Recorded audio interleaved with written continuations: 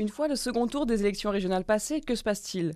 On répartit d'abord les sièges. Imaginons un conseil régional de 100 sièges. Au second tour des élections régionales, le parti qui recueille le plus grand nombre de voix obtient d'office 25% des sièges de l'Assemblée.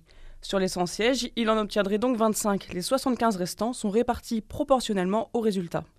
Prenons le cas d'une triangulaire entre les Républicains, le Front National et le Parti Socialiste. Si le PS obtient 45% des voix, il recueille 45% des 75 sièges, soit environ 34 sièges supplémentaires.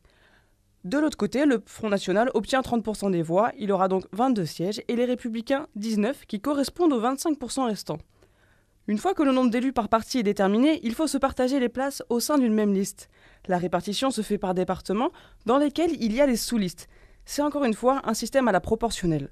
Le département qui a le plus grand nombre d'habitants aura le plus grand nombre d'élus. Les Républicains ont 18 places. Dans une région avec 3 départements, disons que celui avec le plus grand nombre d'habitants a 10 élus, le second 5 et le moins peuplé 3.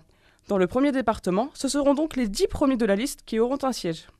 Après la répartition, on élit le président de la région. Les conseillers régionaux vont voter pour leur président de région le 18 décembre. C'est ce qu'on appelle le troisième tour. Il doit avoir la majorité absolue. Avec le nouveau système des 25% de sièges d'office et la proportionnelle ensuite, les conseillers de la liste vainqueur du second tour sont majoritaires. En cas de triangulaire ou de duel, comme c'est le cas dans toutes les régions pour le second tour des élections de 2015, le président sera obligatoirement la tête de cette liste, dans notre cas, la gauche.